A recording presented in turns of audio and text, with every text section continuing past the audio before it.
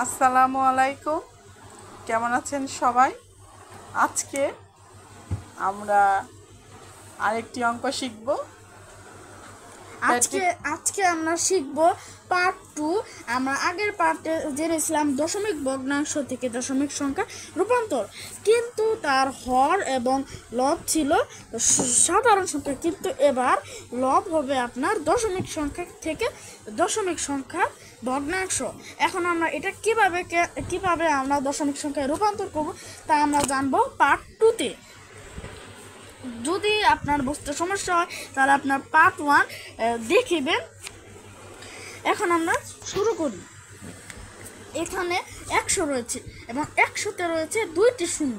তো এখন আমরা 2টি শূন্য লিখে নিলাম এবং উপরে কি রয়েছে 5.2 5.2 লিখে নিলাম।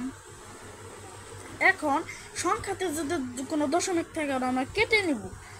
কেটে নেওয়ার পরে প্রথম সংখ্যাটা যা থাকবে তারপরে শুধুমাত্র একটা দশমিক দিলে আমাদের উত্তর হয়ে গেল 0.052। এটা হলো আমাদের উত্তর। তেমনি এখানে রয়েছে 100 এবং 100-তে রয়েছে 2টা শূন্য।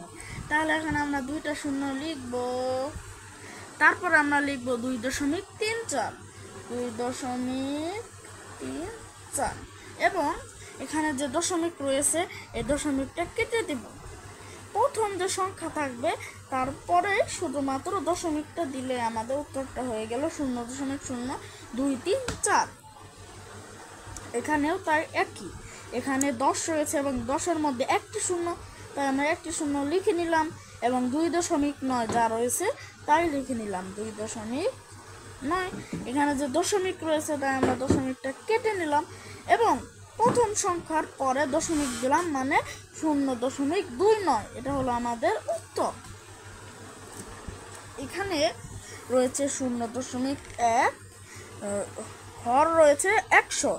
এখন আমরা 100 রয়েছে, তাই এখানে কয়টা শূন্য? 100-তে 2টা শূন্য, এখানে আমরা 2টা শূন্য লিখব এবং লব যা রয়েছে লবে তাই লিখবো, এখানে আরেকটা 0.1।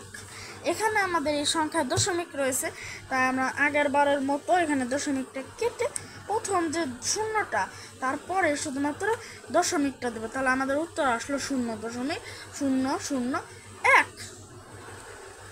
এখন আমরা একটা জিনিস জানবো, যদি কোনো কিছুর ভাগ হয় তাহলে যদি কোনো কিছুর ভাগ হয়, যেমন ভেবে নিন 4.2